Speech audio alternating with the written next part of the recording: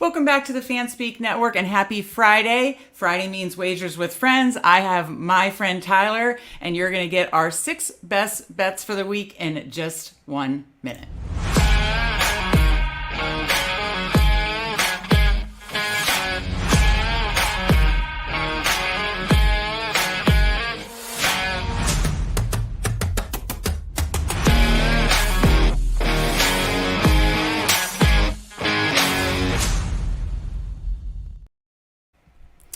That's right. It's Wagers with Friends. I've got my friend Tyler, and I love doing best ball content with Tyler all summer long. So even though you're in the state of Texas, you have to do Underdog Pick'ems. I'm in the state of Maryland. I cannot do Underdog Pick'ems, but I can do sports betting. We're going to find a way to make it work. So Tyler, how are you doing? And thank you for joining me. Doing fantastic. How are you? I'm doing great. We got Clyde in chat saying that's not Tyler. I think he means Tyler, who does shows on the Fanspeak Network. Yes, this is our good friend Tyler. Again, we had so much fun doing a lot of best ball content this summer. I miss you from best ball season. Before we get into it, how's your best ball season going? Obviously, we did a lot of hot best ball summer drafts, but how's your best ball season going for you? I mean, we're only halfway done. So We're only halfway. It's yeah. It's still too early to tell. It's still too early to tell. Anything I felt bad about 4 weeks ago, I feel great about. Anything I felt Exactly. good about 4 weeks ago, I feel awful about. So Yeah. it's a mixed bag, and I think that's really all you can ask for. I'm live in plenty of places. I'm dead in a couple other places, and TBD. Those were the fun days. That was the good time. Everything was hope. Everything was a realistic story. Those storylines are getting harder and harder to sell yourself on. But I mean, who knows? We've now had Bryce Young come back to life, and he was dead. So and AR's dead until he's not. So now the Browns were dead, and now they're alive with Jameis Winston. Exactly. So it's a week to week. It's a week to week league, and best ball is very week to week. So until we hit that week 13, sweating out week 14, we just don't know. So no, absolutely. But I also want to ask you, again, you're in Texas, you do Underdog Pick'ems. How are the Underdog Pick'em lobbies going for you? You know what? We have some good weeks. We have some bad weeks. When I think that happens in sports betting too. Yeah, we probably ran real hot in like week 3 or 4, and then cold streak overall with some just bad injuries and bad game scripts. Had a pretty good week last week in Pick'ems and in BR. Oh, nice. Yeah. Well, I say nice. Nice for a low volume top. Man, I think I was 97th in BR until like the last drive. BTJ leaving early with that chest injury, not getting that garbage time stuff really hurt. But overall, not a bad sweat week. The Thursday night football sweat equities and pick'ems have been just brutally rough. Last night especially, getting to watch.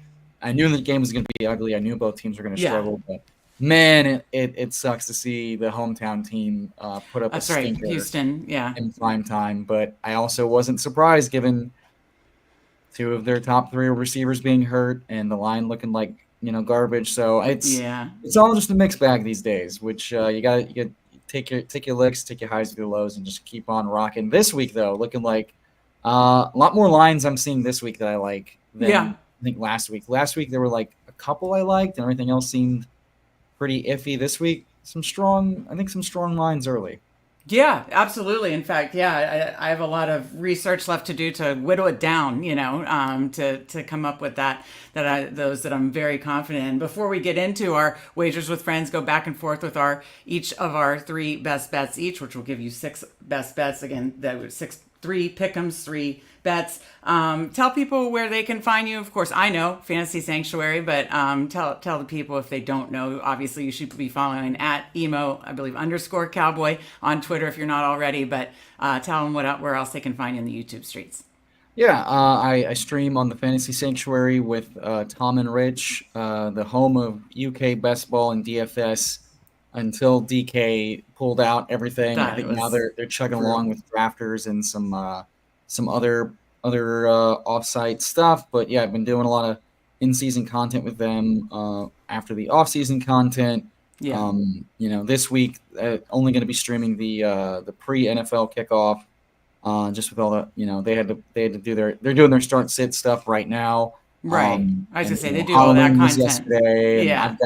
And I've got Ren Fair tomorrow, so I'm just deciding to just What do you have tomorrow? the Texas Renaissance Fest. Oh, okay. There you go. Okay, gotcha. Okay, So, but yeah, Fantasy Sanctuary, on the road to 4K subs, we're yeah, cranking out content. The guys have been doing a fantastic job with Start Sit and the yeah. Dynasty content stuff, and I'm over there doing some BR I was gonna Start say you're Sit. ripping the battle royales and all that, the live drafts yourself. Yeah, we're and then we're building. The last couple of weeks, I've had Best Ball Guy on as a guest, and we Nice. built some 8-legger spicy parlays.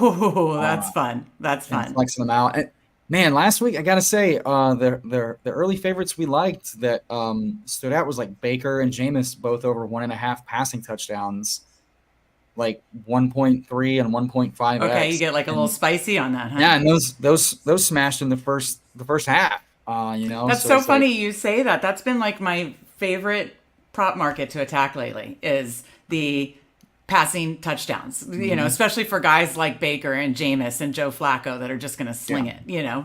Dak, they don't have a running game. Stuff like that. I hit Aaron Rodgers last night. He had actually gone for 2+ touchdowns in the last 7 games or something like that. So I'd leaned yeah. into that and it worked. He went for 3. So Love it. yeah, no, that stuff that is fun. That is a fun prop market. So that's fun that you had that. So will you and Best Ball Guy be building a spicy one for this week, or have you built it yet? Well, like I said, so this week, because just with the Busy. schedule Okay. going on, our Yeah. normal Friday stream, I'm just streaming with you today, and then Aw, I'm off to drink a bunch of wine at a friend's birthday party before I get nice.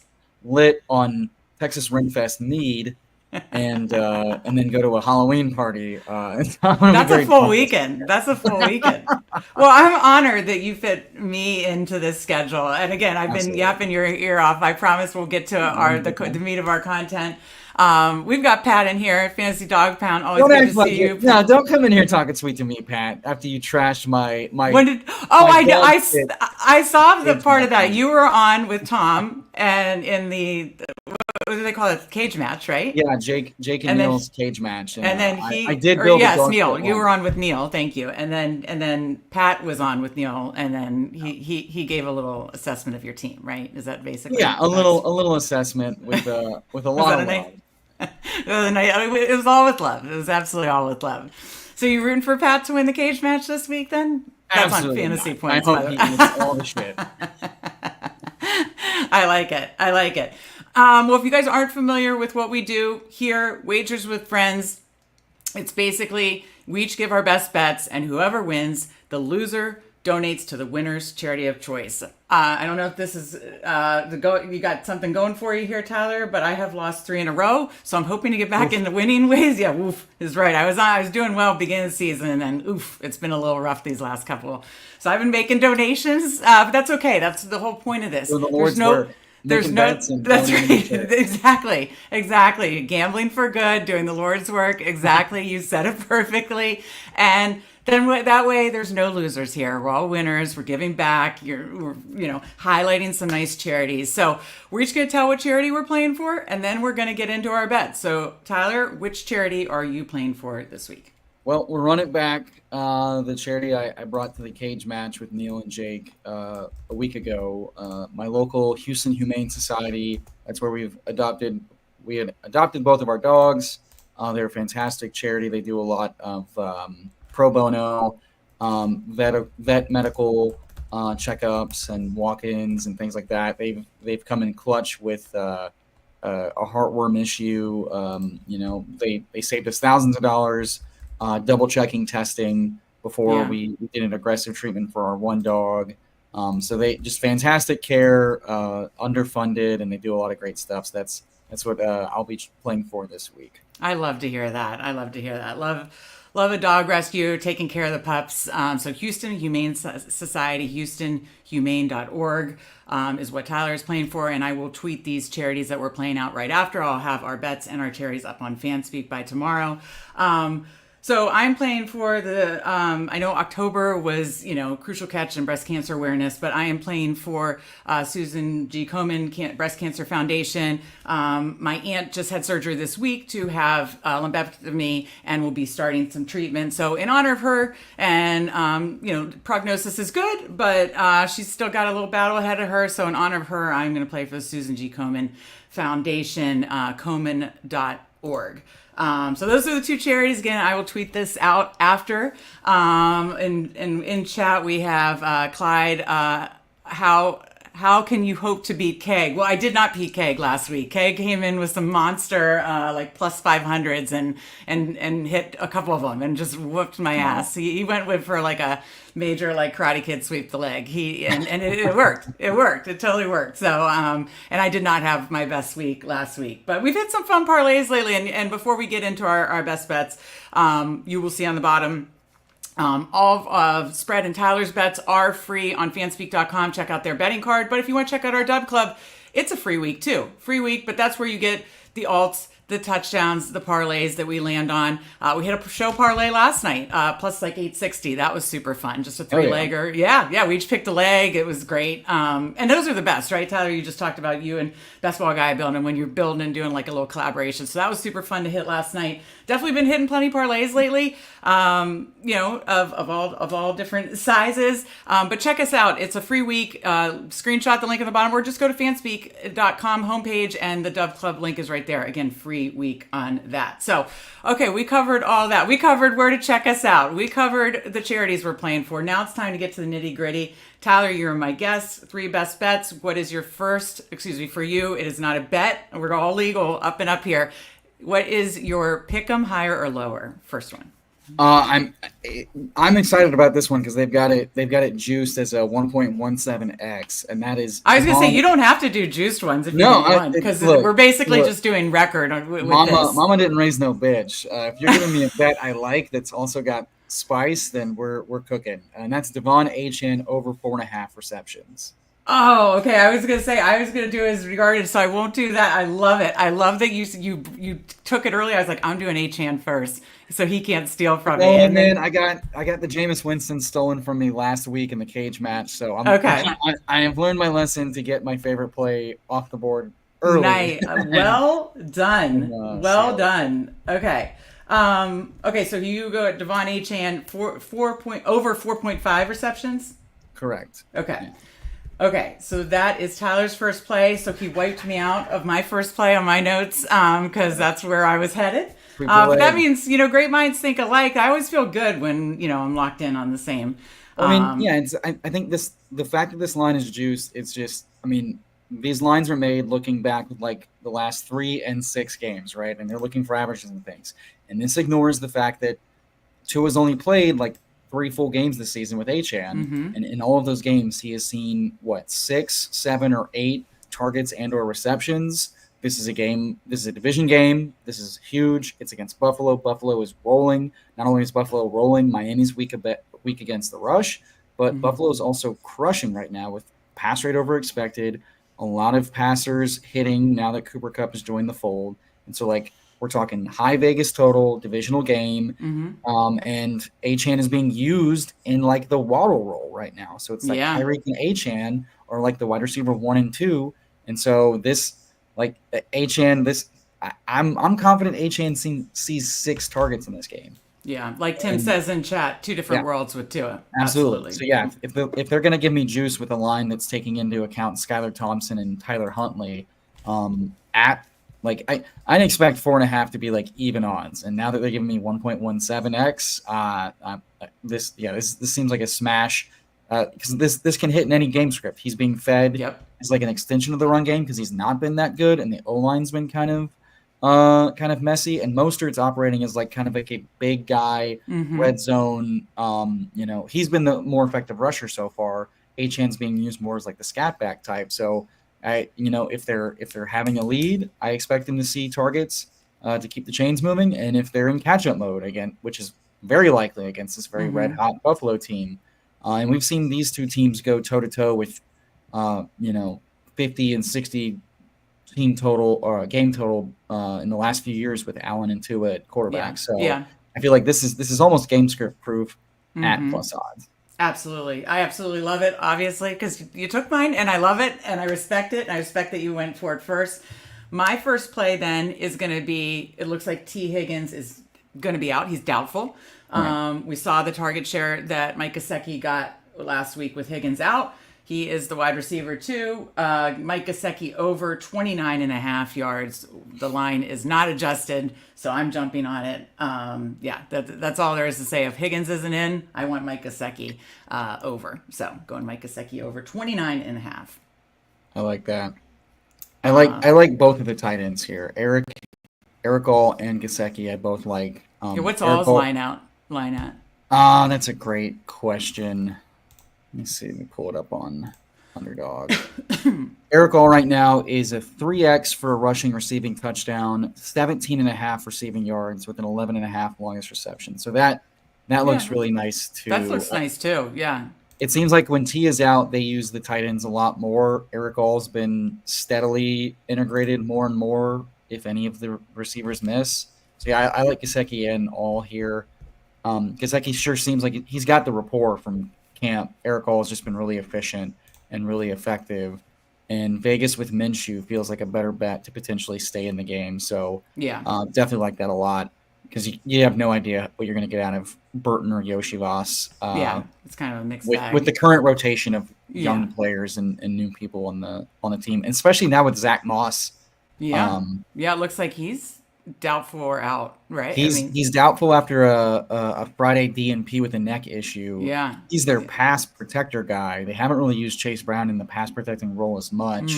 So I will not be surprised if this team really does go full like 2 tight end personnel to make up for some of that. And I definitely would not be surprised if the tight ends are Eric All potentially and like Drew Sample use a little bit more of like chipping and blocking. Gesicki's much more of the pass catching role. So I think that both tight ends could be involved a lot, but Gesicki, I like his pass line there a lot. Simply because he's definitely not going to stay in to be blocking. So I got a cosign from you and Pat. So I got there you 2 go. cosigns. So it's definitely not hidden now. We're also exactly. About it, right? Exactly. We're all on it. We're screwed. So, okay, your second, higher or lower on Underdog? Man, this is tough. I mean, now that Joe Flacco's starting, Josh Downs has been. Shit! I know. Damn it! I can't mess around. Josh Downs also feels like a lock. So I'm going to take Josh Downs. His line steadily decreased a little bit over the day. It got juiced pretty high this morning. So I'm taking his over 61.5 receiving yards in his matchup against Minnesota. It's lower on Underdog, but that's good for you because we'll use your line. Well, it started higher. I think it started at like 63 or 64.5. Yeah. I've juiced it above 80 for like a 1.8x earlier today with I'll be laddering it. Yeah, I'll be laddering that I've laddered that today with Joe Flacco. Pass attempts this morning were like 33.5, 34.5, and I liked that over. I cannot believe you've stolen 2 in a row. I mean, we're either having the shittiest week or the best week possible, Tyler. That we're like. Well, and so the Downs line I've been so his receptions is like 5.5. With the higher, the higher is 0.91x, and so that one feels like. The slot work versus Minnesota definitely seems like that's been the position you attack from the slot receiver. Yeah. That said, they have a healthy JT back. Downs is the guy, but it's like, okay, Downs is eating, but how am I attacking this line? Do I want the receiving yards? Do I want the touchdown spice equity? Do I want receptions? Because he could get like 110 yards on 4 receptions. He could get 55 yards on 8 receptions and 2 touchdowns. It's like I know he's going to hit, and I want fantasy points. Fantasy points is what I want, and they're not giving that to me. I was going to say, Underdog's not offering that, because obviously I'm on the books, so they're not. So now his line is like 11.65 fantasy points, and I feel like the higher there is kind of nice, but I wanted to do a line that we could both, Yes. So I'll take the receiving yard just because the Minnesota pass attack does get TJ Hawkinson back, and the passing game and Darnold have kind of struggled a little bit. Indianapolis has like a really weak run defense too. So I expect Aaron Jones to eat in this game. Yeah. from a rushing standpoint, and he can get there, pass or rush. So all that to say is I do expect Minnesota to be able to have multiple outs to score a lot. They haven't really done that as effectively the last few weeks as they did early on, but this is another get right spot for the whole offense, especially with Hawkinson being back. I think that just behooves and pushes Joe Flacco, who can I think Flacco is best operating kind of like a no huddle quick offense. That tends to be the style that stymies the Flores like pass coverage and stunt pressure stuff. So if I could definitely see this slow rolling in the first half, but we've seen Flacco garbage time second half get everybody there. So I think the yards is probably where I want to settle, just in case some stupid shit like 11. My lines get crushed when the process is right. Downs will get 10 targets, but 4 receptions, and for like you said, 110 I lose my 5.5 yards. Right. So the yards feels like take the explosive play. We've seen Downs get there with like 40 and 50-yard touchdowns from Flacco and from AR. So like his role as like the deep slot, I like that offense a lot, and I think I'll be attacking multiple lines of this game. Probably some semi-correlated stuff with like Jefferson or Aaron Jones here, but yeah, Downs receiving yards seemed like the lock.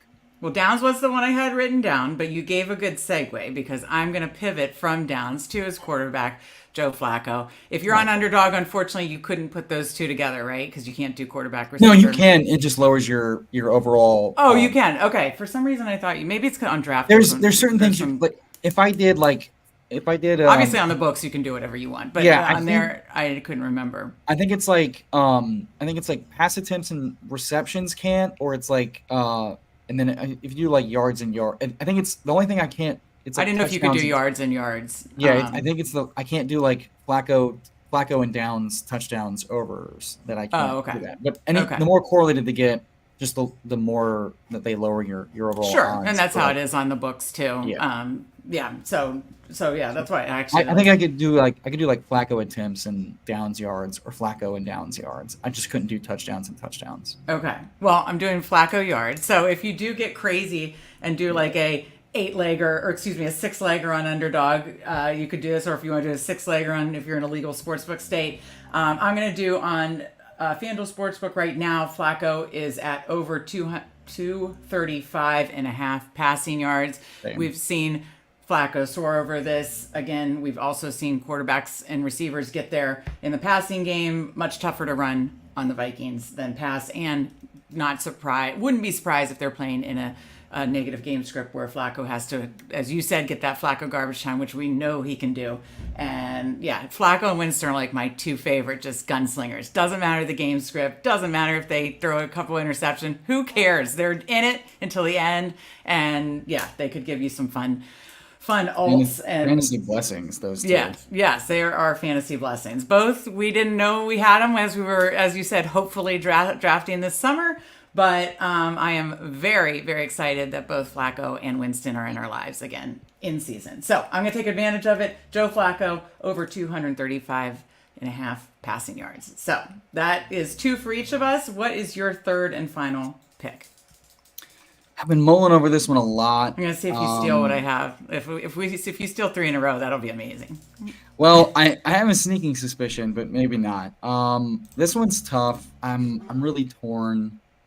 I think I'm going to stick with it though. So now with Zach Moss being doubtful, Chase Brown versus the Vegas Raiders seems like a player I want to target. Much like Downs, I'm undecided about angles a little bit. His rushing yard line is at 66.5.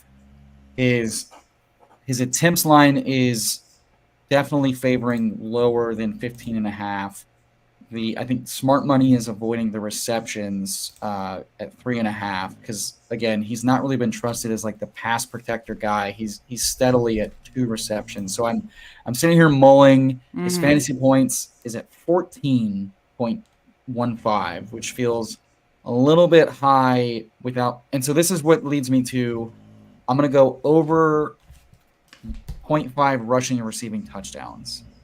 Okay. His red zone role has been pretty strong without Zach Moss. The only thing I can say for sure it's going to be stronger without Zach Moss is the red zone role. I don't think they're going to give another running back critical red zone touches. Vegas defense has been pretty poor against a lot of things. We've seen them kind of stymie like overall rushes. We know Chase Brown's very dependent on like explosive rushes. So his 66 and a half rushing yards feels a little high if he doesn't break a big run with I believe Orlando Brown is also doubtful for this game as well. So like the line could have a long day against Crosby and co. So it's like, but his red zone role is pretty strong. If they're blowing out the Raiders, he's not going to get yanked because they just don't have the running back depth. So I like the half rushing touchdown there at basically even odds. It's rushing or receiving? It can be any touchdown. Yeah, rushing or receiving. Okay, so it's essentially an anytime touchdown. So I like either way to get there. He can get there on explosive play. He can get there on just like goal line back. Yeah. It feels like the only way I feel like if I don't hit on that, it's just because he didn't. It's like the fantasy points tell me they expect him to score. Yes, yeah, a they touchdown. definitely are telling him. Yeah, they're definitely telling the role expects that, and so I feel like, and again, I kind of want to lean game script agnostic when possible, and the rushing yards can get like if this game somehow gets wildly out of hand, which every once in a while the Bengals play one of those weird ass games. Yeah. So I like the rushing receiving over half even money. Okay, so Chase Brown touchdown essentially, is your third and final pick. That wasn't my pick that I'd lined up, but I do like it a lot. Again, especially with Moss. Looks like Moss is going to be out, so I like that. My final pick is all I've read about this week is AJ Brown destroys cover one defense, cover one coverage, man coverage, and I have made it a habit of attacking the Jaguars in pass defense. So I use the passing game against the Jaguars essentially, and that's where it's been pretty profitable for me so far this year. So why stop now with one of the best alpha receivers in the league? The line's high, yes, but quite honestly, I'll probably be alting this up to 100 on Sunday, and so I'm going to go with his line. AJ Brown is line 80 and a half receiving yards.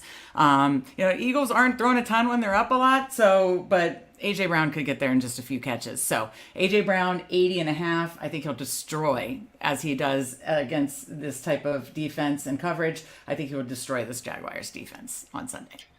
I mean, that pass defense hasn't stopped anyone yet. No, that's been a very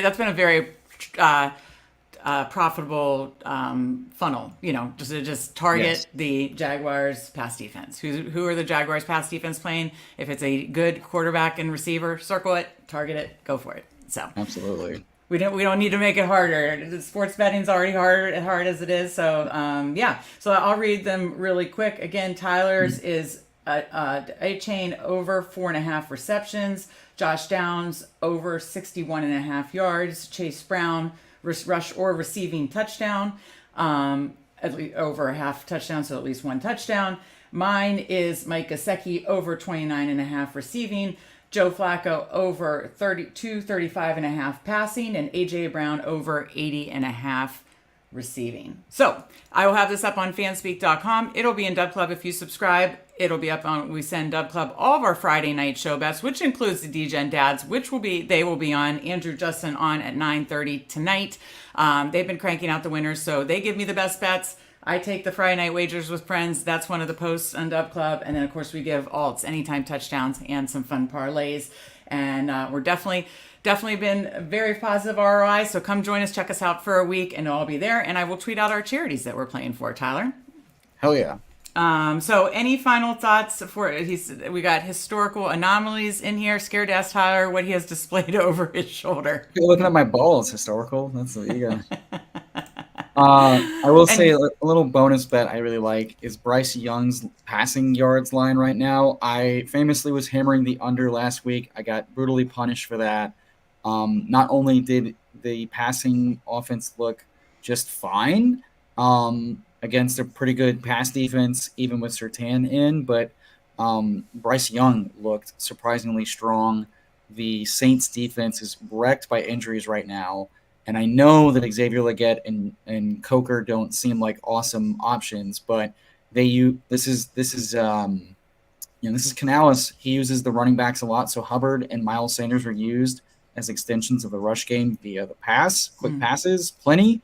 Bryce Young looked pretty good, and this defense is ravaged, and he gets 224 passing yards last week. This week, Derek Carr should be back. So while the Saints defense is pretty wrecked, they still have Olave and Kamara and Taysom, who have been the center focus of that offense. They got their offensive lineman back too. Carolina's defense is awful, and so they can get their rush or pass either way. So I expect the Panthers to be pushed yet again, at least for like getting outscored by the other offense. So Bryce Young can get there. I had 2 bets last week. His first half passing under hit, but his total game passing yard under did not. And so I like playing. It seems like they kind of slow roll conservative first half. They start getting outscored, and then they push up the pace, go no huddle. And so at 182 seems a little too low, given that the secondary for the Saints is more beat up than the front 7, which has gotten a couple of folks back along the D line. So that's kind of like a bonus one. I like Bryce Young's pass yards over, and if you take his first half under, they definitely try to just like run the ball too much in the first half. Canales can't help himself. So a little fun angle there for folks. If you want to be a cokehead and get on the coker and like action. I like it. Well, I have one bonus bet question for you. So definitely want to, as you said, Carolina historically bad defense. Definitely want to. I like Olave's receiving this week, but definitely have Kamara on my short list too. Would you approach rush receiving, or receiving with Kamara? I mean, or I think live. But how would you approach it? Taysom definitely seems live to take some of the rushing. Yeah. And his line's pretty low for rushing too. I like that. Considering that Jamal and Kendra are both out. So Taysom's going to operate as the second running back. So his rush yard line I like a lot, and he's been really effective. Point. For Kamara, it sure does seem that he and Olave become the focal point from a targets per route run and target share of the offense. So this definitely does kind of build up to be Kamara as like the wide receiver too. Carr and Tipton don't seem to have a lot of nor bub mean. So Olave is like the target hog, but Kamara has been seeing a lot of targets. Carr back, Carr kind of beat up. The O-line's still kind of weak, so I lean receptions more than I do rushing yards or receiving yards. It is the Panthers, but I just worry about how much Taysom could take away from a rushing yard standpoint as Kamara kind of hits that once again, kind of slowing down a little bit, both because the O-line's not as strong or creating as much separation, and it's a veteran.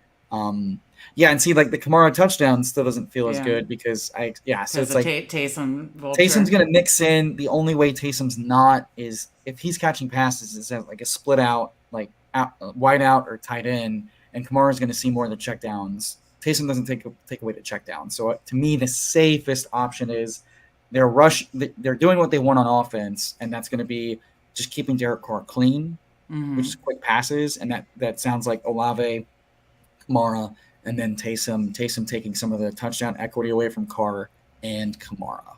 I agree with that. I agree with that approach, and I like the call out of Taysom. I almost forgot we have to do a tiebreaker here because we're doing that's right. Record. So you picked the Lions-Packers game. Line is on the books set at, not that this matters, but if you want to factor this in, the books think it's 47.5.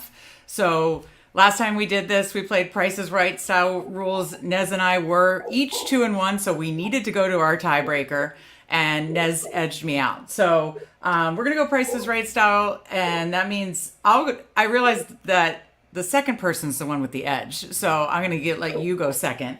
Sure. If you want to really last time I did not think that through and I went second. That wasn't it's okay. fair, I'm confident in my guess either way. But Nez beat me either way. So okay. So I'm gonna go that this game with Malik Willis. God, but Detroit's such a juggernaut. You know what? One of my favorite numbers is 44. I'm gonna go with 44 points scored in this game, a little under. Okay. I'm gonna go. I'm gonna go 48. I Okay. mean, So you think it Detroit, goes slightly we've over? seen Detroit be totally fine running up the score. The Green Bay defense hasn't really been able to stop anything, Yeah, and that's what makes me a little Looked nervous. Yeah. Malik has looked plenty competent in both. His yards per attempt has been ridiculously strong. He has seemed to fit really well in the McClure offense. They have everybody healthy along the line and in the pass core. His legs have been a very helpful aspect of the offense, and the Detroit defense without Hutchinson has been kind of iffy. These two teams know each other really well. So if anything, Detroit's always live to score They could 40 score plus 40. points on Yeah, offense. exactly. Yeah. Yeah. And I expect Green Bay to be able to at least score 17 to 20, regardless if Love is in or not. It sounds like Yeah. they're optimistic about him, but it's a game time decision. And I think if they have to start Malik Willis the whole game, we've seen that not be too big of an issue because of how Exactly. they Yeah. utilize him in the pass, both deep passing and in the rush game. And Detroit's defense isn't exactly anything staunch after the slew of injuries they've had. So, yeah, I mean, if nothing else, Detroit bails me out by scoring, Sure, 37 that is points. very very live. And after hearing your breakdown of the game, I don't think I handicapped that game very well. I think you did much better. So if it comes down to a tie, I think you're winning this one. But no, I like that. I went 44, you went 48.